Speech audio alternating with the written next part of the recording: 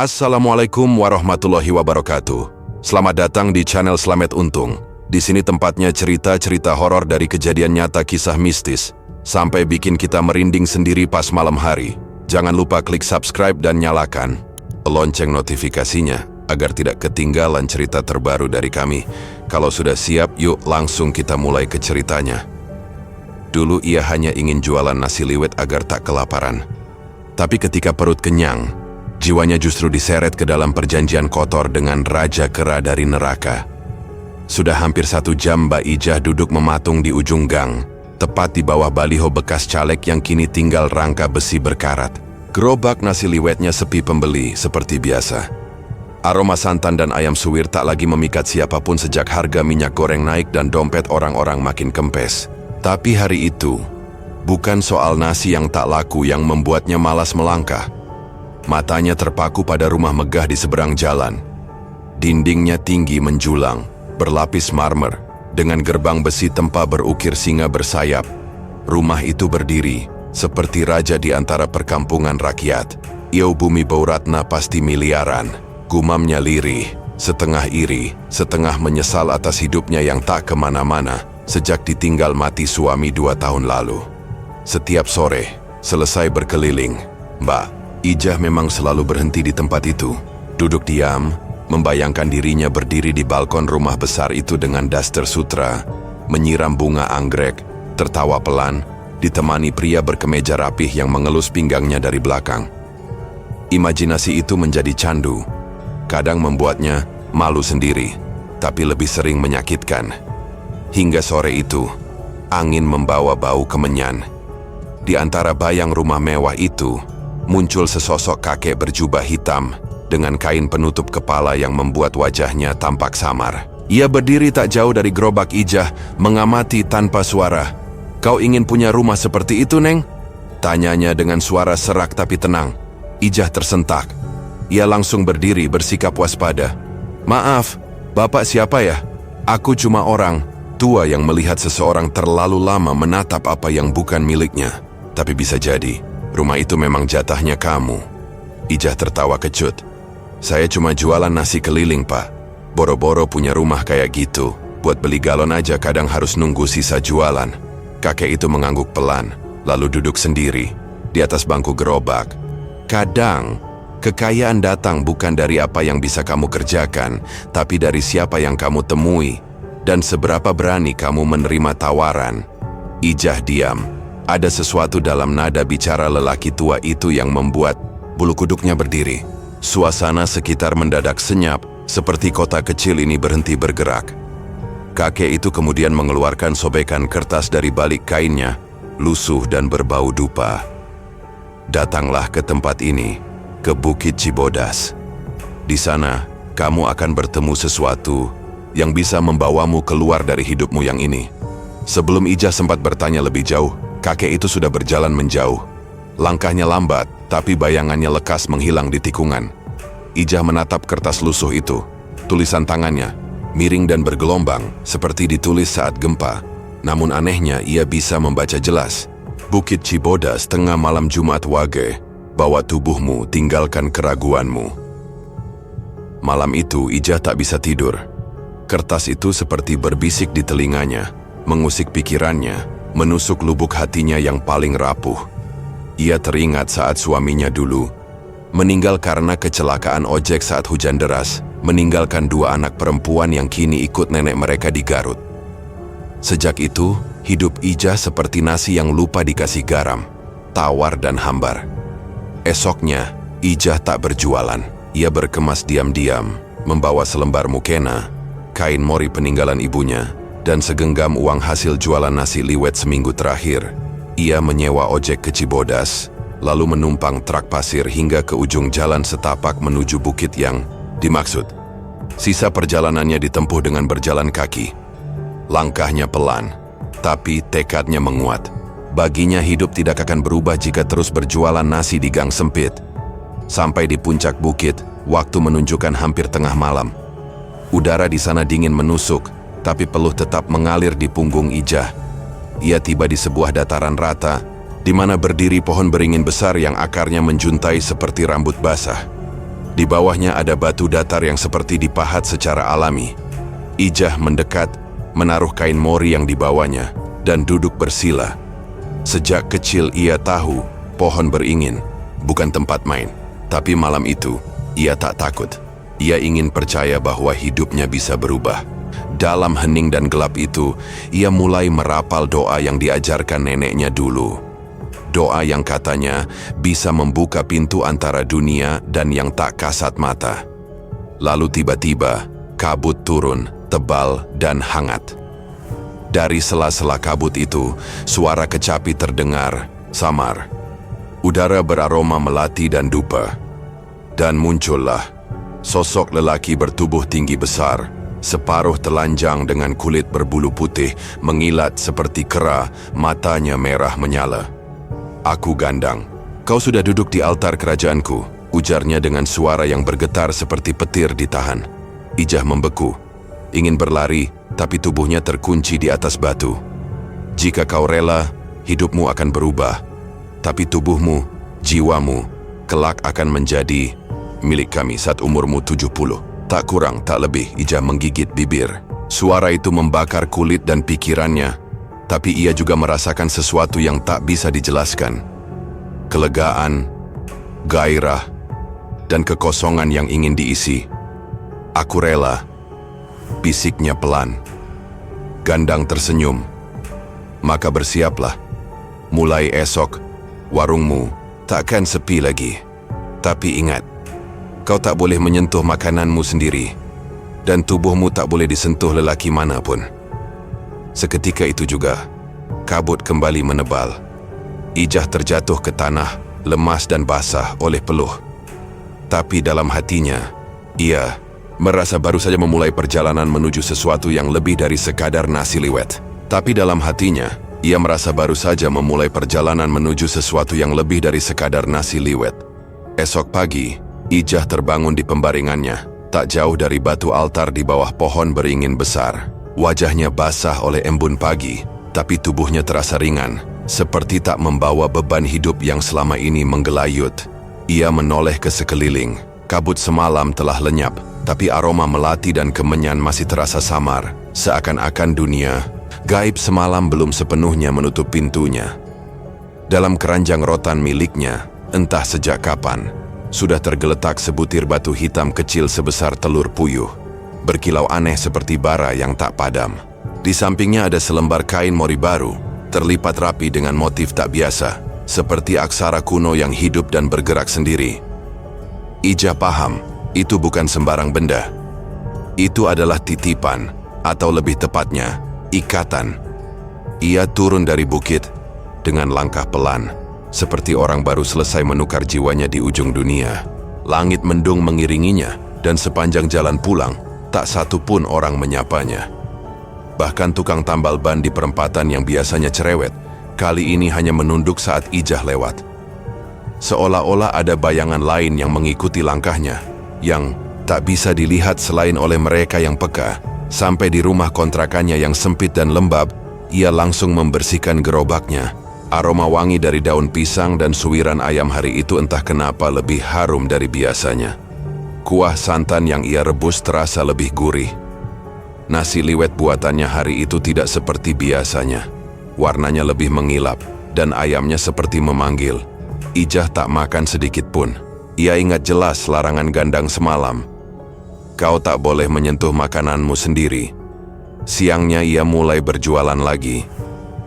Namun baru 10 menit mendorong gerobak, pembeli datang seperti semut menyerbu gula. Anak sekolah, tukang ojek, bahkan para ibu dari kompleks sebelah yang biasanya enggan jajan di gerobak, semuanya berbaris. Mereka menyantap nasi liwet Ijah dengan lahap, lalu membayar tanpa menawar. Beberapa bahkan membungkus pulang.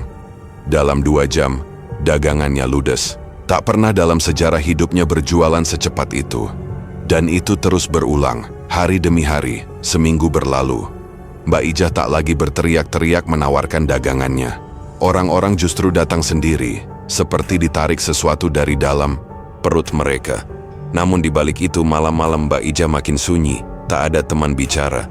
Tak ada tawa anak-anak seperti dulu saat suaminya masih hidup. Hanya keheningan yang membesar, memantul dari dinding rumah, menyusup ke balik selimut, dan menelusup ke antara jari-jari kakinya yang dingin. Sampai suatu malam, saat bulan menggantung penuh di langit Tasikmalaya, Ijah duduk sendiri di beranda rumahnya. Ia hanya bersarung dan memakai kaos tipis, rambutnya dikepang ke samping, kulitnya berkeringat meski udara dingin. Tiba-tiba bayangan seseorang berdiri di depan gerbang, seorang laki-laki muda dengan topi lusuh dan jaket ojek online. "Bu, boleh numpang tanya, warung liwet yang terkenal itu di mana ya?" Mbak Ijah tersenyum kecil. "Di sini." "Kenapa?" Pemuda itu gugup.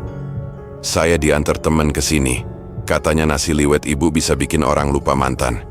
Ijah tertawa pelan. Bukan karena lucu, tapi karena diam-diam ia tahu. Bukan cuma rasa rindu yang membuat nasi liwetnya digilai. Ada sesuatu di dalamnya, sesuatu yang gaib, yang membuat orang merasa nyaman, merasa dikenang, merasa ingin kembali. Ia menyendokkan nasi dan suwiran ayam, lalu membungkusnya rapat dengan daun pisang hangat. Pemuda itu membayar tanpa menawar, bahkan memberi tip. Sebelum pergi, ia menoleh. "Bu, boleh nggak saya balik ke sini lagi?" Ijah terdiam. Hatinya bergolak. Sudah lama tak ada laki-laki memandangnya seperti itu. Tapi ia mengangguk saja. Laki-laki itu pun pergi, dan hanya meninggalkan jejak sepatu yang tak segera hilang meski angin malam berhembus deras. Malam itu, Ijah menggigil di ranjang.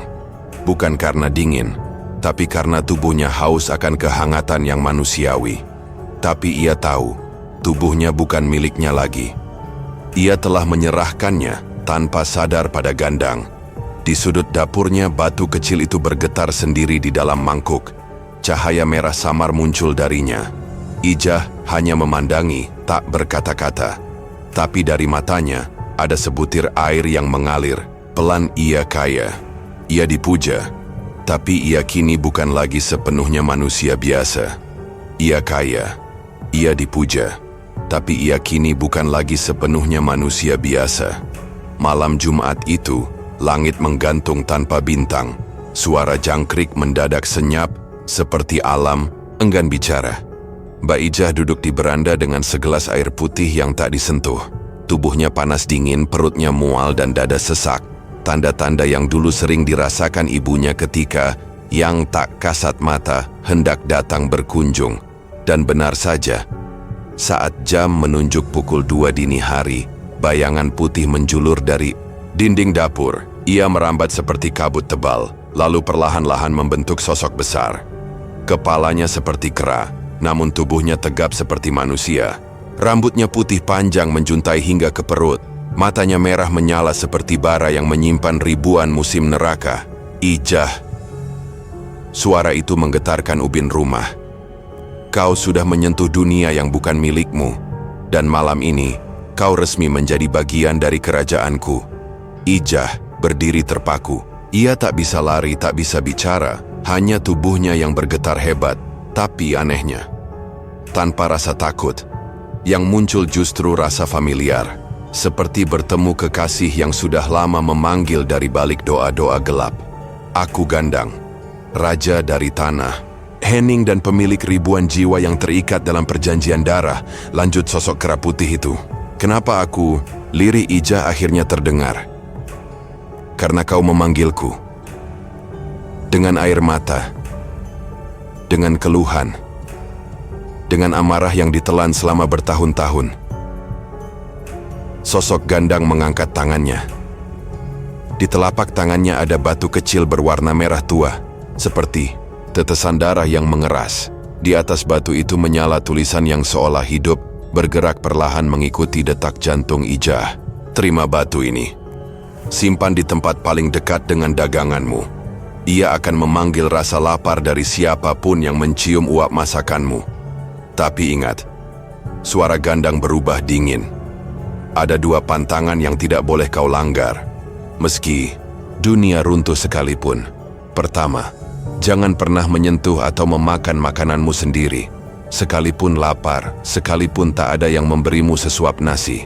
Jika kau melanggar, batu ini akan pecah dan tubuhmu akan retak dari dalam. Ijah menelan ludah. Tak sempat mengangguk, Gandang sudah menyambung. Kedua, jangan berhubungan badan. Tak peduli kau jatuh cinta. Tak peduli tubuhmu meronta. Jika ada pria menyentuhmu, tubuhmu akan dikoyak oleh pasukanku. Dan kau akan diseret ke tanah darah, tempat para pelanggar perjanjian tinggal abadi. Suasana mendadak dingin seperti liang kubur. Dinding rumah memutih, atap bergemeretah. Aroma darah tercium samar-samar, tapi Ijah tetap berdiri. Matanya tak berkedip menatap makhluk di depannya. Dan dalam keheningan yang menyesakan, ia mengangguk. "Aku terima," ucapnya, pelan namun jelas. Seketika tubuhnya terasa ditarik dari dalam. Batu merah itu menempel di dadanya, lalu lenyap. Kain mori muncul di kakinya, melilit pelan dan masuk ke dalam gerobak tanpa disentuh. Gandang mendekat. Nafasnya hangat, tapi dingin. Ia menatap mata Ijah dari jarak yang membuat bulu kuduk berdiri.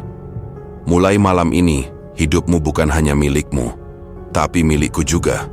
Setelah itu, tubuh Gandang berubah menjadi asap, mengalir keluar rumah, melintasi lubang angin, lalu lenyap dalam sunyi. Tapi Ijah tahu ia tak benar-benar pergi. Keesokan paginya, ia terbangun dengan tubuh basah oleh keringat. Tak ada luka, tak ada sisa asap. Tapi di dalam dandang gerobaknya, batu merah itu sudah tergeletak, dibungkus kain mori yang tadi malam lenyap secara gaib. Ia memeluk tubuhnya sendiri, bukan karena dingin, tapi karena perjanjian semalam bukan mimpi. Dan kini ia punya dua penjaga, kekayaan dan kutukan. Hari itu, nasi liwetnya kembali habis hanya dalam 2 jam. Tapi kali ini, semua orang yang makan selalu datang lagi dan lagi. Bahkan ada yang menangis saat tak kebagian. Namun Ijah tak bisa mencicipi sedikit pun. Ia hanya menatap pembeli yang lahap makan, sementara perutnya sendiri berkeroncong. Di malam hari, ia tidur dalam rasa lapar yang meremuk hati. Lebih dari itu, malam-malam sepinya kini dihantui wajah Gandang, Raja Kera Putih, yang menunggu dari balik kegelapan, menagih kesetiaan, dan siap mencabik jika perjanjian dilanggar. Di Teto, luar rumahnya, pohon pisang yang dulu mati kini berbunga, tapi bunganya berdarah. Di luar rumahnya, pohon pisang yang dulu mati kini berbunga, tapi bunganya berdarah. Setiap pagi Mbak Ijah mulai berjualan dengan wajah yang tampak cerah, tapi tubuhnya perlahan terkikis oleh sesuatu yang tak kasat mata. Ia tak pernah lagi mencicipi liwet buatannya sendiri. Kuah santan yang ia racik dengan resep turun-temurun dari almarhum ibunya kini tak lebih dari sekadar aroma yang menusuk hati. Tapi orang-orang di Tasikmalaya seperti terhipnotis. Siapapun yang sekali mencicipi akan datang kembali dengan rindu yang aneh dan kadang dengan tatapan kosong yang menyiratkan hasrat tak wajar. Dalam 3 bulan Ijah tak lagi keliling. Ia membeli sebuah kios kecil di dekat pasar Cikurubuk. Gerobaknya yang dulu sederhana kini berubah menjadi warung permanen berlapis kayu jati dengan ornamen ukiran yang tak pernah ia pesan. Ukiran itu muncul sendiri suatu malam, saat hujan mengguyur. Dan saat esoknya ia datang membuka warung, gerbang warungnya telah berubah. Bertaring dan menganga seperti mulut makhluk purba. Tak ada yang menanyakan perubahan itu. Tak ada yang curiga. Seolah-olah semua orang memilih untuk tidak peduli. Atau, lebih tepatnya, tidak mampu peduli. Hari-hari Ijah diisi dengan tumpukan uang, pembeli yang antre bahkan sebelum warung dibuka, dan senyuman-senyuman lelaki yang diam-diam menatapnya penuh nafsu. Ijah masih menjaga pantangan yang diberikan Gandang, tapi setiap malam tubuhnya memberontak. Dagingnya menggeliat seperti ular yang lapar akan kehangatan, sampai suatu hari, seorang pemuda muncul di depan warungnya. Ia tinggi, kulitnya sawo matang, rambut ikalnya dibungkus kupluk, bajunya lusuh, tapi senyum, dan suaranya lembut. Namanya Rio. Ia sopir angkutan yang sedang menunggu muatan sayur di pasar. "Bu, boleh saya bantu cuci piring? Saya cuma mau makan sepiring nasi liwet, tapi uang saya tinggal 2.000. Mbak Ijah menoleh pelan. Sudah lama tidak ada lelaki yang bicara padanya dengan cara itu. Ia tak tahu kenapa, tapi kali itu ia mengangguk. Sejak hari itu, Rio sering datang. Kadang bantu angkat galon, kadang dorong ember air. Kadang hanya duduk diam sambil menunggu warung tutup. Ia tidak seperti laki-laki lain. Tatapannya tidak menelanjangi, suaranya tidak menjilat. Ia hanya ada, menenangkan. Dan di sanubarinya yang kering, Ijah mulai merasakan sesuatu yang terlupakan, harapan. Tapi di tengah malam yang dingin, batu merah dalam dandang kembali bergetar. Kain mori yang membungkusnya membuka sendiri seperti kelopak bunga. Dari dalam suara gandang muncul, bergaung di seluruh rumah, tanpa bentuk tapi menusuk. Wanitaku tidak boleh disentuh, kau tahu hukumannya, jangan lupa siapa dirimu. Malam itu Ijah tak bisa tidur. Ia duduk di depan cermin dan menatap bayangannya sendiri. Di balik kulit dan senyuman yang dibangun dengan susah payah, ia melihat dirinya mulai hancur dari dalam. Seperti nasi basi yang tetap tampak putih di luar, tapi busuk di dasar panci. Rio datang lagi esoknya. Kali ini membawa seikat bunga kenanga. Untuk warungnya, Bu, biar harum, katanya sambil tersenyum, tapi Ijah tak menjawab. Ia hanya mengambil bunga itu dan meletakkannya di atas batu merah yang terbungkus kain mori. Dan anehnya, bunga kenanga itu langsung layu, menghitam, hancur menjadi abu. Rio memperhatikan itu. Bu, warung ini ada yang jaga ya? Ijah terkejut. Tak banyak orang bisa merasakan apapun yang ada di warung itu. Aku bukan orang biasa, Bu, lanjut Rio. Ibuku dukun di Banjar. Aku tahu tempat yang dijaga dan tempat yang dimakan dari dalam. Mbak Ijah menatap Rio. Mata mereka bertemu. Dan di sana ada pertarungan diam. Antara keinginan untuk bicara dan ketakutan akan balasan. Tapi sebelum Ijah sempat bicara, suara guntur membelah langit. Batu dalam dandang itu pecah separuh. Api kecil muncul dan membakar ujung kain mori. Rio langsung menarik tangan Ijah. Bu, kalau ibu ingin berhenti, saya tahu orang yang bisa bantu. Tapi belum sempat Ijah menjawab, tiba-tiba bayangan putih besar muncul di pintu warung. Mata merah, taring panjang, rambut putih menjuntai, gandang. Suara Rio tercekat, tangan. Ijah gemetar, gandang tidak berbicara. Ia hanya menunjukkan satu jari dan mengarahkannya ke dada Rio. Seketika itu juga, tubuh Rio terpental keluar warung, menghantam tiang listrik hingga tak sadarkan diri. Ijah berteriak, tapi suara itu hanya terjebak di tenggorokannya. Gandang mendekat, nafasnya dingin. Jarinya menyentuh dagu Ijah dan mengangkatnya pelan. Cinta adalah makanan paling haram di dunia kami. Lalu ia lenyap. Malam itu, Mbak Ijah menangis tanpa suara.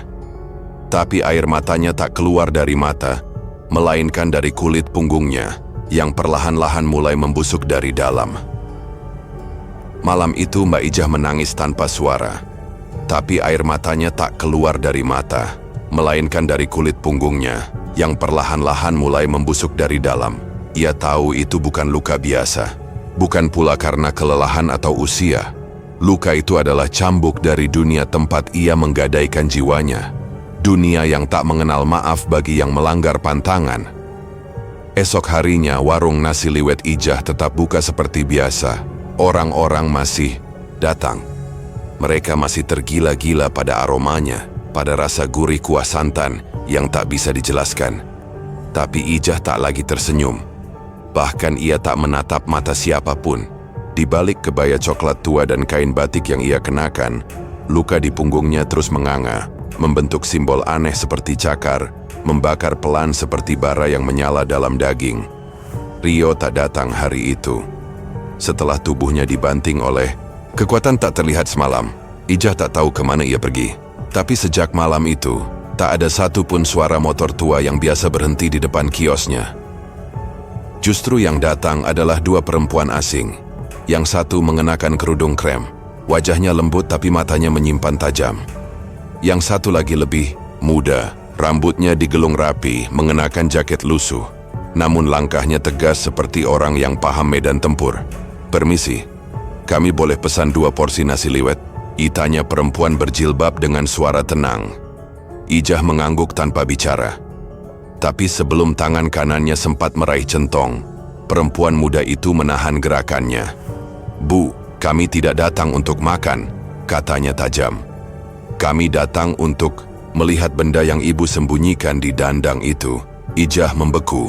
"Apa maksud kalian?" tanyanya dengan nada parau. "Kami tahu warung ini bukan lagi warung biasa," sambung perempuan muda itu. "Kami tahu soal batu merah itu, dan soal raja kera putih bernama Gandang." Detik itu juga suara angin berhenti. Daun-daun di luar kios tak lagi bergoyang. Asap dari kuah liwet berhenti mengepul. Semesta seperti menahan nafas. Ijah menatap kedua perempuan itu dengan pandangan penuh ketakutan. Tapi dalam hatinya ada sedikit kelegaan. Akhirnya ada yang tahu. Akhirnya ia tak sendiri di dunia yang busuk ini. Aku tidak bermaksud melanggar. Aku cuma ingin hidup layak. Cuma itu." Perempuan berjilbab itu mendekat, menyentuh tangan Ijah yang mulai gemetar. "Saya Tantri. Ini Sumi. Kami bukan orang biasa. Kami juga pernah jatuh, Bu. Kami juga pernah tertarik dengan kekuatan seperti itu. Tapi kami memilih jalan lain." Sumi, perempuan muda itu, berjalan menuju dandang. Ia membuka tutupnya dengan perlahan, dan di sanalah batu merah itu tergeletak, masih dibungkus kain mori. Tapi kini warnanya bukan merah menyala, melainkan merah tua seperti daging busuk. "Batu ini sudah haus, Bu," ucap Sumi pelan. "Ia haus darah. Jika tidak segera dihentikan, ia akan mengambil tubuh ibu sedikit demi sedikit." Tiba-tiba batu itu bergetar hebat. Dandang retak. Asap hitam mengepul keluar, menabrak langit-langit kios. Dan dari asap itu muncul suara, "Berani kalian mengusik perjanjianku, Gandang?" Sosoknya tak lagi hanya bayangan. Kini ia muncul utuh. Tubuh besar, berbulu putih, taring panjang yang meneteskan air hitam kental. Mata merahnya menatap tajam ke arah Tantri dan Sumi. Tapi Tantri tetap berdiri tenang. Ia menggenggam tasbih kecil dari kantong bajunya, merapal doa dengan lirih. Sumi menarik keluar seutas benang merah dari gelang tangannya dan menggulungkannya membentuk lingkaran di lantai kios. "Gandang, kau tak punya kuasa di sini. Perjanjian ini bisa diputus," ucap Tantri lantang. "Tidak bisa. Perempuan ini milikku. Ia telah meneguk janji dari tanganku, dan nyawanya adalah upahnya." Sumi melemparkan segenggam garam ke tubuh Gandang. Sosok itu mengaum kesakitan, tapi belum musnah. Ijah yang dari tadi hanya terdiam akhirnya berdiri. Tubuhnya lemas, tapi jiwanya mulai terbakar. Ia tahu, jika ia tidak memilih sekarang, maka hidupnya akan sepenuhnya menjadi milik siluman itu. Ia mengambil batu merah itu dari dandang, membukanya dari kain mori, dan memegangnya dengan kedua tangan. "Kalau kau memang mau nyawaku, ambil sekarang," teriaknya dengan air mata membanjir. "Tapi jangan lagi seret siapapun ke dalam kubangan kegelapanmu," Gandang mendesis. Tapi sebelum ia sempat mendekat, Tantri melemparkan tasbihnya ke arah batu yang dipegang Ijah. Tasbih itu menancap di batu dan menyala. Sinar putih memancar menyilaukan. Gandang meraung, tubuhnya terbakar dari dada ke kaki, dan akhirnya lenyap dalam kepulan asap pekat yang menembus atap warung. Semuanya hening. Ijah jatuh terduduk. Batu di tangannya berubah menjadi abu. Kain mori terbakar menjadi serpihan debu yang melayang keluar kios. "Sekarang, ibu sudah bebas," kata Tantri, sambil membantu Ijah bangkit. "Tapi daganganku, apa masih bisa laku tanpa itu?" Suara Ijah gemetar. Sumi tersenyum kecil. "Coba saja. Mungkin rasa liwet Bu Ijah lebih kuat dari penglaris manapun. Asal dibuat dengan hati, bukan kutukan." Ijah tertawa kecil. Tawa yang basah oleh air mata. Tawa seorang janda yang akhirnya tahu. Ia boleh miskin, ia boleh sepi, tapi ia tak perlu lagi menyerahkan tubuhnya kepada iblis demi warung yang ramai. "Bu, kalau ibu ingin berhenti, saya tahu orang yang bisa bantu." Tapi belum sempat Ijah menjawab, tiba-tiba bayangan putih besar muncul di pintu warung. Mata merah, taring panjang, rambut putih menjuntai. "Gandang." Suara Rio tercekat, tangan. Ijah gemetar. Gandang tidak berbicara. Ia hanya menunjukkan satu jari dan mengarahkannya ke dada Rio. Seketika itu juga, Tubuh Rio terpental keluar warung, menghantam tiang listrik hingga tak sadarkan diri. Ijah berteriak, tapi suara itu hanya terjebak di tenggorokannya. Gandang mendekat. Nafasnya dingin. Jarinya menyentuh dagu Ijah dan mengangkatnya pelan. Cinta adalah makanan paling haram di dunia kami. Lalu ia lenyap. Malam itu, Mbak Ijah menangis tanpa suara. Tapi air matanya tak keluar dari mata, melainkan dari kulit punggungnya, yang perlahan-lahan mulai membusuk dari dalam. Malam itu Mbak Ijah menangis tanpa suara. Tapi air matanya tak keluar dari mata, melainkan dari kulit punggungnya, yang perlahan-lahan mulai membusuk dari dalam.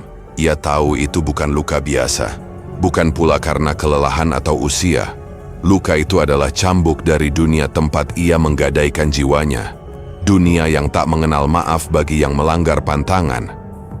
Esok harinya warung nasi liwet Ijah tetap buka seperti biasa. Orang-orang masih datang. Mereka masih tergila-gila pada aromanya, pada rasa gurih kuah santan yang tak bisa dijelaskan. Tapi Ijah tak lagi tersenyum. Bahkan ia tak menatap mata siapapun. Di balik kebaya coklat tua dan kain batik yang ia kenakan, luka di punggungnya terus menganga, membentuk simbol aneh seperti cakar, membakar pelan seperti bara yang menyala dalam daging. Rio tak datang hari itu. Setelah tubuhnya dibanting oleh kekuatan tak terlihat semalam, Ijah tak tahu kemana ia pergi. Tapi sejak malam itu, tak ada satupun suara motor tua yang biasa berhenti di depan kiosnya. Justru yang datang adalah dua perempuan asing.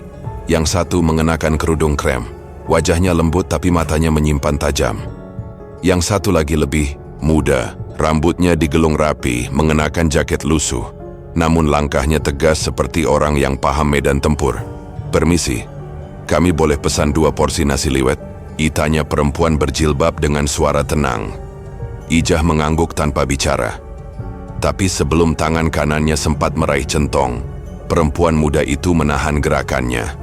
"Bu, kami tidak datang untuk makan," katanya tajam. "Kami datang untuk melihat benda yang ibu sembunyikan di dandang itu." Ijah membeku. "Apa maksud kalian?" tanyanya dengan nada parau. "Kami tahu warung ini bukan lagi warung biasa," sambung perempuan muda itu. "Kami tahu soal batu merah itu, dan soal raja kera putih bernama Gandang." Detik itu juga suara angin berhenti. Daun-daun di luar kios tak lagi bergoyang. Asap dari kuah liwet berhenti mengepul. Semesta seperti menahan nafas. Ijah menatap kedua perempuan itu dengan pandangan penuh ketakutan. Tapi dalam hatinya ada sedikit kelegaan. Akhirnya ada yang tahu. Akhirnya ia tak sendiri di dunia yang busuk ini. Aku tidak bermaksud melanggar. Aku cuma ingin hidup layak. Cuma itu." Perempuan berjilbab itu mendekat, menyentuh tangan Ijah yang mulai gemetar. "Saya Tantri. Ini Sumi. Kami bukan orang biasa.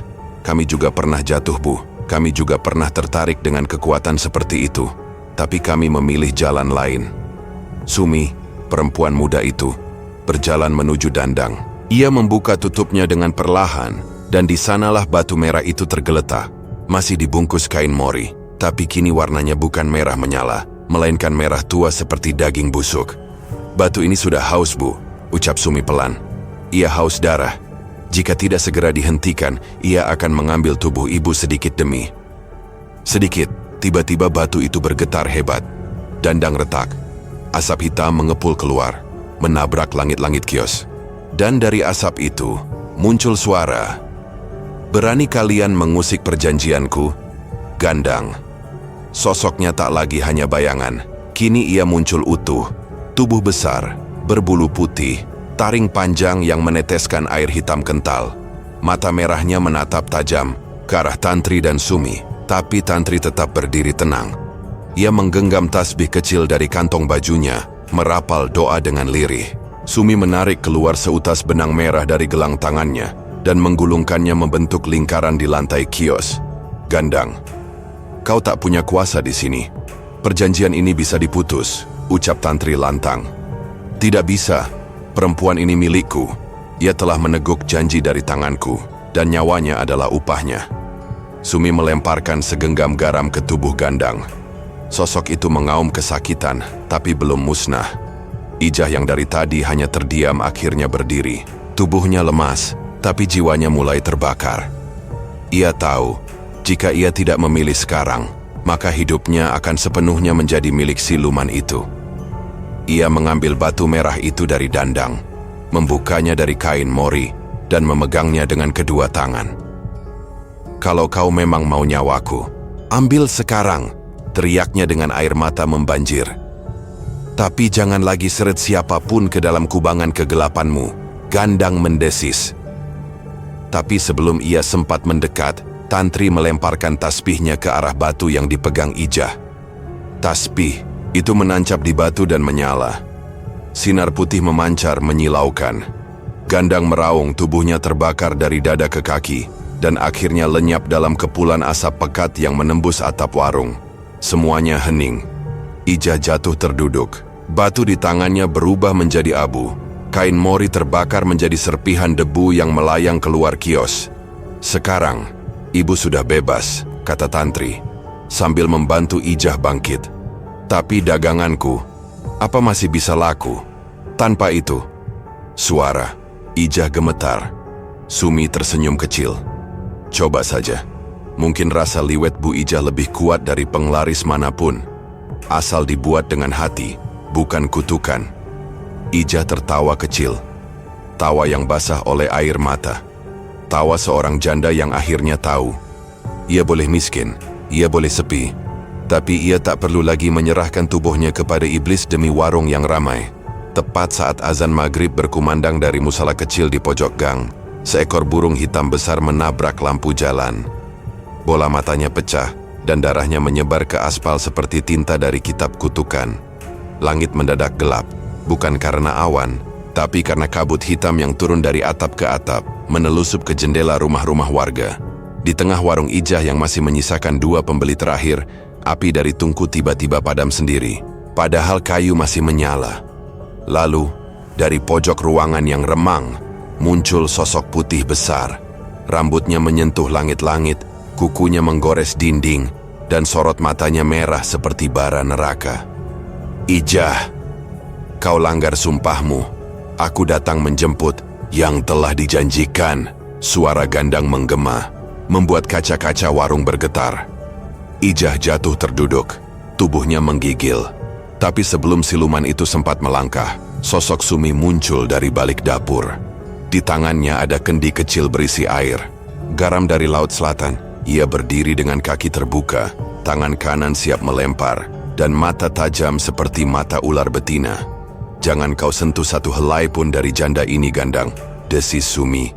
"Hari ini bukan giliranmu berbicara." Gandang meraung. Dari punggungnya muncul bayangan-bayangan hitam seperti tentakel, menjulur ke dinding dan lantai, memburu siapapun yang bernyawa. Namun sebelum mereka mencapai Ijah, Tantri menjejakkan kaki di tengah warung, membawa sebuah tongkat dari tulang kayu cendana. Ia membaca ajian pelan-pelan, suaranya melingkar seperti asap dupa. "Bolowu gumelar sak jagat. Kangang luwihi pepeteng, ngelurug alaming jin, sirna tanpa pepesten." Dari balik genteng, sosok berwujud perempuan cantik berbaju hitam merah. Turun pelan, matanya hijau menyala, rambutnya menjuntai panjang sampai tanah. Ia melayang di udara, tak menyentuh lantai. Inilah Gondo Arum, jin pelindung Sumi yang hanya dipanggil saat dunia telah ditarik terlalu dekat dengan neraka. Gondo Arum berputar, lalu mengayunkan selendangnya ke arah tentakel Gandang. Sekali sabet, 3 tentakel hancur menjadi abu. Gandang menjerit, tapi belum mundur. "Kalian pikir bisa menghentikanku hanya dengan 1 arum? Aku Raja Siluman, penguasa perjanjian darah."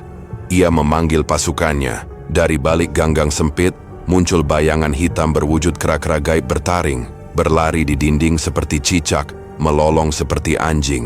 Mereka mengepung warung Ijah. Tantri tak tinggal diam. Ia mencabut paku keramat dari tongkatnya, lalu melemparnya ke tanah. Saat paku itu menancap, seluruh area warung diselimuti lingkaran cahaya putih yang membungkus gang seperti benteng gaib. "Kau bawa bala bantuan, kami pun begitu," serunya. Sumi lalu duduk bersila di ujung warung, membaca, mentera dengan suara lirih tapi teratur. Dari tubuhnya keluar bayangan seekor ular hitam bermata emas, membelit tubuh Gandang dan mulai menyesakkan lehernya. Gondo Arum melesat ke atas, menendang dada Gandang dengan cahaya merah membakar. Suara tulang retak terdengar dari dada raja, siluman itu. Pertarungan berlangsung cepat, brutal dan sunyi dari mata manusia biasa. Tapi mereka yang peka bisa merasakan listrik yang berdesing di udara, bisa mencium bau rambut terbakar, bisa mendengar tangis-tangis yang tidak berasal dari dunia ini. Gandang, yang mulai melemah, merangkak mundur ke dinding belakang warung. Tapi Tantri tak memberi ampun. Ia menumpahkan air garam di seluruh lantai, lalu membaca ajian terakhirnya. Suaranya seperti gong dari alam lain. Saka endi asale, bali marang endi asale. Saka banyu dadi geni, saka geni dadi lebu, saka lebu bali menyang ora ana. Gondo Arum menancapkan kuku panjangnya ke dada Gandang. Dari situ keluar batu kecil merah yang dulunya adalah mustika pesugihan Ijah. Batu itu kini tak bercahaya. Mati. Gandang meraung terakhir kalinya sebelum tubuhnya pecah menjadi debu putih. Pasukannya menghilang satu persatu. Kabut sirna. Malam menjadi malam kembali. Tantri mengambil batu mati itu dan meletakkannya di atas sobekan mori. Ia melilitnya, lalu menenggelamkannya ke kendi air laut yang dibawa Sumi.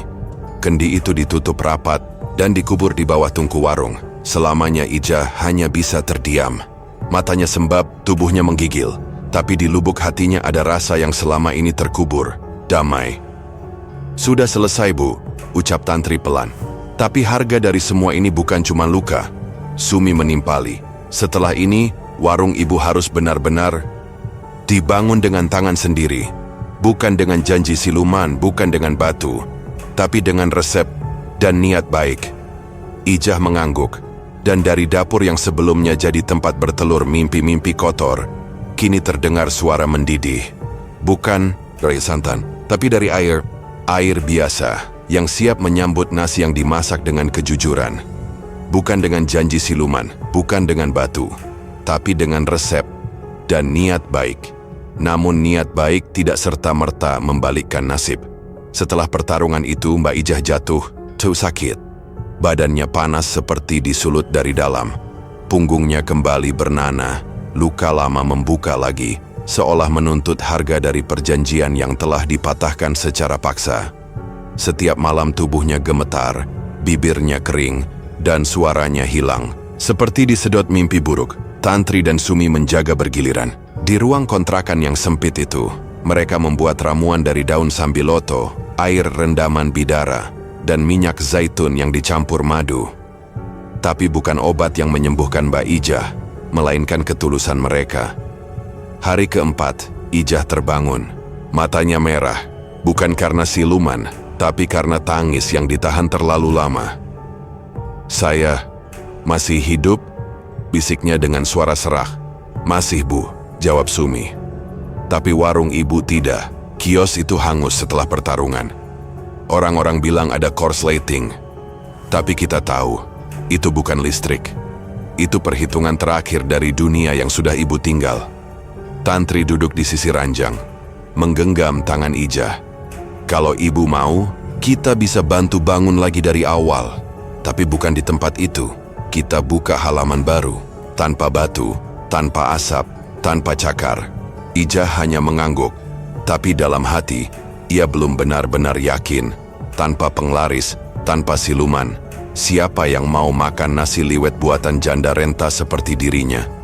Beberapa hari setelah sembuh, Ijah mengajak Tantri dan Sumi untuk kembali ke tempat semua ini dimulai, Bukit Cibodas.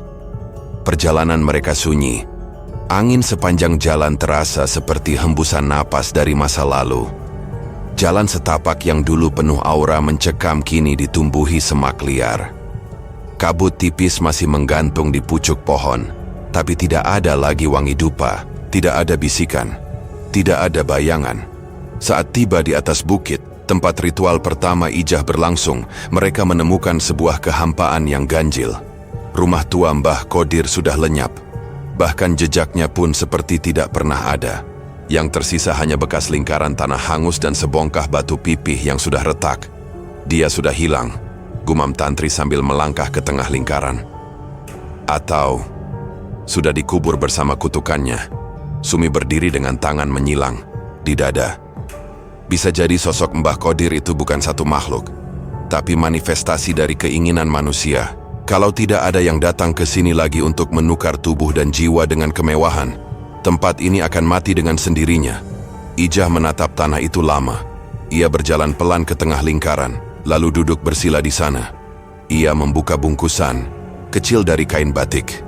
Isinya centong kayu tua milik ibunya. Dulu aku pikir centong ini cuma alat dapur. Tapi sekarang aku sadar ini pusaka, katanya pelan. Bukan karena ada jinnya, tapi karena ibu masak pakai ini dengan air mata. Dan cinta, bukan nafsu dan janji-janji kotor. Tantri dan Sumi hanya terdiam. Mereka tahu Mbak Ijah sudah sampai pada titik puncak pertobatan. Dengan langkah mantap, Ijah menggali lubang kecil dengan tangan kosong, lalu mengubur sisa-sisa batu retak yang dulu jadi tempat duduk gandang. Ia menutupnya dengan tanah, meletakkan centong di atasnya seperti nisan. Selesai, ujarnya pelan.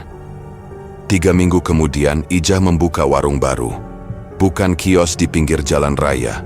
Bukan pula gerobak ukiran berlapis keras sakti. Tapi warung kecil sederhana di emper rumahnya. Meja panjang, bangku plastik, dan banner tulisan tangan. Nasi liwet Mbak Ijah, asli kampung rasa leluhur. Hari pertama pembelinya cuma 1, Rio. Ia datang dengan wajah cerah, membawa termos air panas dan bungkusan tisu buat pelanggan. Pertama, goda Ijah sambil tersenyum. Buat teman lama yang akhirnya benar-benar jadi dirinya sendiri, jawab Rio ringan. Hari kedua, 2 tetangga datang. Hari ketiga, Ibu RT datang bersama anak-anaknya. Dan hari keempat, seorang food vlogger lokal menulis ulasan di Instagram. Nasi liwet ini nggak cuma enak, tapi punya rasa yang bikin tenang. Kayak disayangin sama almarhum ibu. Warung itu tak pernah seramai dulu, tapi selalu cukup. Selalu ada yang datang, dan selalu ada yang pulang, dengan kenyang dan senyum. Tantri dan Sumi sesekali mampir, kadang bantu belanja, kadang hanya duduk, menemani Ijah bercerita soal masa muda, dan suaminya yang dulu rajin mengiris bawang sambil nyanyi dangdut. Dan malam-malam Ijah kini tak lagi dingin. Tak lagi ada suara dari dinding, tak ada kabut dari dapur, tak ada taring dari genteng, hanya suara kentongan ronda, dan kadang angin yang meniup bau santan ke rumah tetangga. Bukan penglaris, tapi kenangan. Bukan kekuatan gaib, tapi cinta yang disajikan dalam setiap centong liwet. Bukan penglaris, tapi kenangan. Bukan kekuatan gaib, tapi cinta yang disajikan dalam setiap centong liwet. Itulah yang kini mengalir dari warung kecil di emper rumah Mbak Ijah setiap harinya. Rasa lapar para pelanggan tak lagi dijawab dengan sihir merah dari mustika siluman, melainkan dengan rasa hangat dari tangan seorang janda yang sudah kenyang dihantam dunia, namun menolak untuk hancur. Tapi hidup tak pernah benar-benar diam. 1 malam, saat kota sudah lelap dan angin menggoyang tirai dapur, Ijah terbangun karena aroma yang sangat ia kenal. Bukan wangi santan atau ayam suwir, tapi bau dupa, dingin, menusuk dan mengaduk perut. Ia bangkit, langkahnya goyah, menyusuri dapur, yang lampunya berkedip. Dan di sana, tepat di atas tungku, seolah-olah tidak pernah benar-benar pergi, Mbah Qadir berdiri. Wajahnya tak berubah, raut datar, tubuh kurus, dan mata yang tak berkedip. Tapi malam itu, suaranya lebih pelan, seperti suara orang yang baru bangkit dari kubur. Kenapa kau menolak rezeki yang sudah kubuka pintunya? Mbak Ijah menelan ludah. Karena bukan rezeki, kalau harus dibayar dengan tubuh dan jiwa. Mbah Qadir mendekat, langkahnya tak terdengar. Tangannya yang keriput mengarah ke centong kayu yang tergantung di dinding. Centong itu dulu milik ibumu. Tapi kau tahu, saat suamimu mati, ibumu datang padaku. Ia menangis, minta agar anaknya tidak mati kelaparan. Dan dia rela menyerahkan centong itu sebagai jembatan. Ijah membeku, seluruh tubuhnya dingin. Kau bohong? Tidak, Maka jangan heran jika setiap centong yang kau ayunkan sekarang tetap membawa sisa perjanjian ibumu. kau bisa membuang batu merah itu. Tapi aroma darah tidak akan pernah pergi dari dapur ini. Kau bisa mengusir siluman. Tapi bisakah kau mengusir sejarah? Seketika, lampu padam. Dapur dipeluk gelap. Tapi dari gelap itu, muncul satu cahaya kecil. Dari balik pintu, Tantri dan Sumi berdiri di sana. Sumi mengangkat kendi garam yang ia simpan untuk saat darurat. Tantri merapal doa. Kali ini lebih pelan, lebih dalam dan bukan dari mulut, tapi dari luka yang telah mereka semua tanggung bersama. Aku tidak akan membiarkan sejarah menindas keturunan. Perjanjian masa lalu bukan warisan. Itu jebakan. Ucap Tantri. Air garam disiramkan ke lantai. Asap putih keluar dari sela ubin, mengerang seperti jiwa yang terbakar. Mbah Kodir menjerit, tubuhnya retak dan dari retakan itu keluar sosok gandang dalam wujud bayangan, lemah, terluka tapi masih hidup. Mereka bersatu lalu meledak dalam jerit yang tak bisa diartikan dengan kata. Kami tak akan kembali. Tapi, anakmu yang sulung, dia tak jauh dariku. Suara itu melengking sebelum lenyap ke dalam kegelapan. Mbak Ijah roboh. Tapi bukan karena takut, melainkan karena dadanya dipenuhi rasa bersalah yang selama ini ia kubur bersama mayat suaminya. Ia pernah mengutuk hidup anak-anaknya. Ia pernah membiarkan air susu jadi air racun. Ia pernah mengharapkan mereka tidak kembali, agar tidak melihat ibunya jatuh serendah ini. Dan kini kutukan itu kembali menagih. Esok harinya, Mbak Ijah membongkar seluruh dapur.